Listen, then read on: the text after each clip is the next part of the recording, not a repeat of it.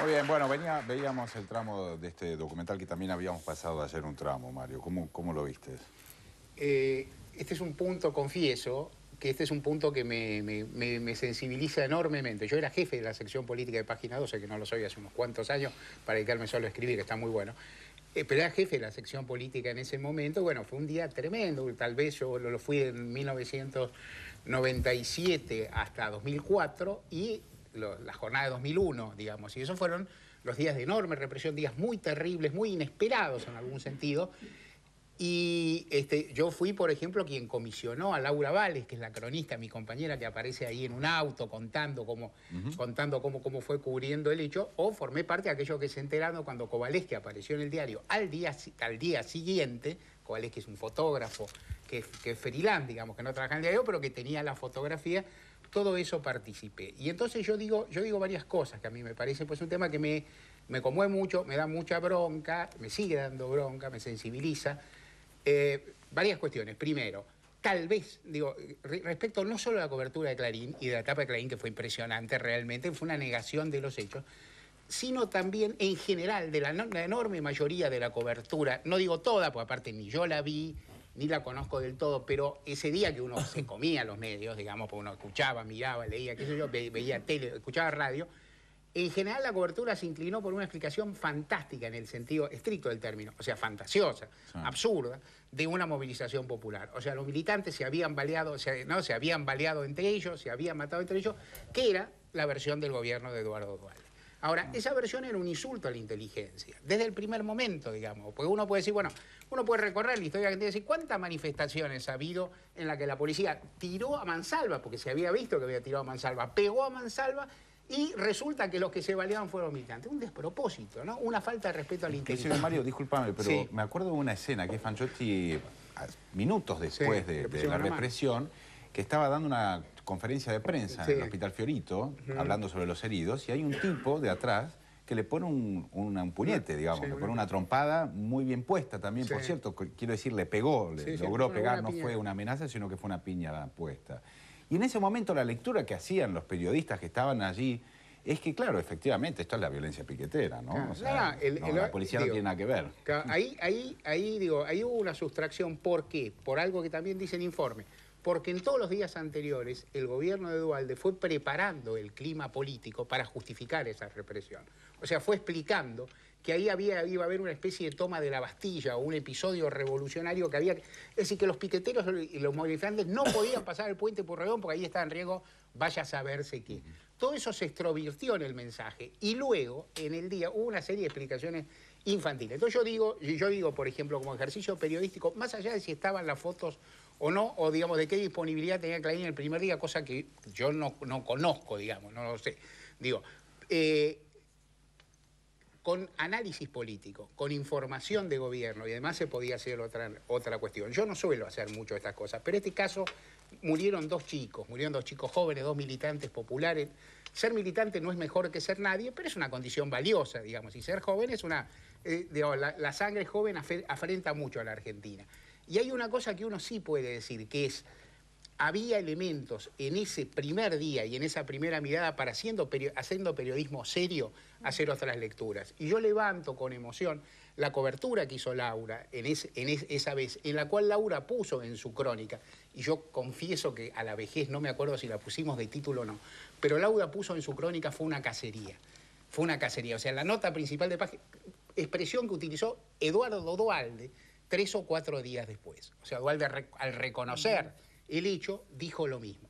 Y yo digo, en ese diario escribimos el primer día, sin tener la foto, Martín Granowski, que era el secretario de redacción del diario, Sergio Moreno, que era mi subeditor de política que desdichadamente falleció, Miguel Bonazo y yo diciendo, casi con palabras textuales, fue la policía bonaerense y hoy no sabemos más. Y eso se podía escribir. No éramos iluminados, no teníamos facultades extrasensoriales, sencillamente contamos lo que vimos y dijimos, y ahí hay un episodio muy terrible de cobertura, que es muy cruel y que tenía otras implicancias, creo yo, que es tal vez un viraje social en ese momento respecto al movimiento desocupado, que había sido contemplado con mucho respeto en la crisis y que a partir del cierto relajamiento que había producido la relativa mejora económica que ya se veía venir y el plan Jefes y Jefas que volcaba plata en esos sectores, produjo un cierto distanciamiento de las clases medias de la famosa gente, que se supone que es la que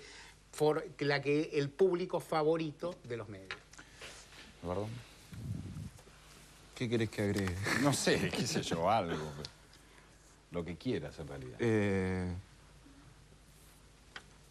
Pensaba cómo, más allá de una decisión puntual de algún... A lo mejor lo pienso ahora como profe de historia.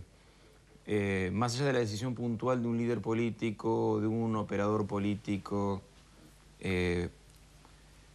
cómo nuestras emociones colectivas nos predisponen de una u otra manera.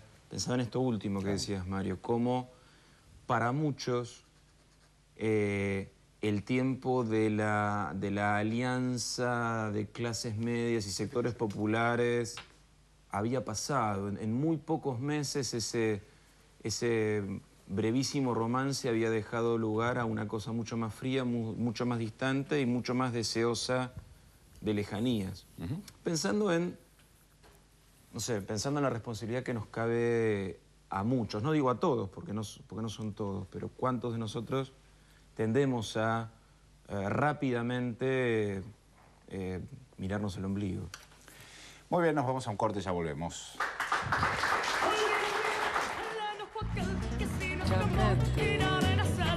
Lo que más te guste, lo que más te guste. Yo hago todo, ya da poco. Es un tema, es una sumisión. ¿Querés saber la... Bueno, varones y compañía, ya está.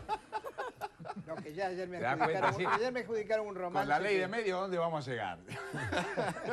¿Qué romance, varones, te adjudicaron? No. Hay una propuesta. No, basta, no insistamos. Oiga, quiero retomar un poco el argumento del informe anterior, Sandra, que estuvimos viendo y quería escucharte sobre el tema. Sí, yo recordaba la misma época que recordaba Mario, esa época en la redacción, y recordaba también cómo las que me vienen a la cabeza son las notas de Morales Solá en La Nación, en esa misma época, cuando todos los días llamaba a reprimir, porque estaba ese latiguillo de así no se puede seguir, con el puente cortado, etc.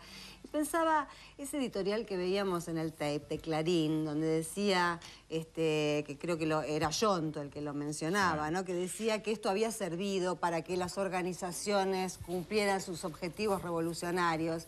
Yo pensaba qué grado de alienación colectiva vivimos antes del debate de la ley de medios, cómo todos esos dispositivos de desinformación los comíamos como queso untable todos los días, porque en realidad era gente que pedía trabajo, no era gente que quería hacer la revolución.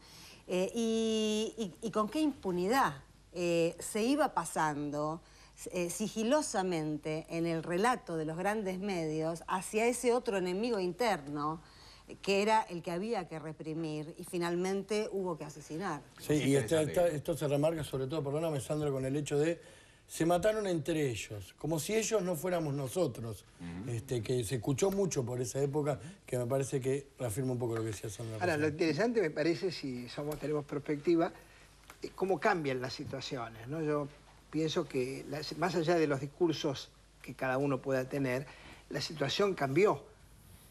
Hay una parte de esos, que en ese momento fueron piquetes, que ya no lo hacen, que apoyan al gobierno. Y hay otra parte más radicalizada que sigue creyendo que la situación es la misma que en aquel momento. Y cada uno debe pensar si es la situación igual, desde el punto de vista socioeconómico, que permite la reacción, o si tienen razón aquellos que están aceptando este tipo de gobernabilidad y los objetivos que se propone el gobierno. Son dos maneras de ver la situación. Pero quiero decir que en el presente ocurre eso. Claramente. Muy bien, nos vamos a ir al corte.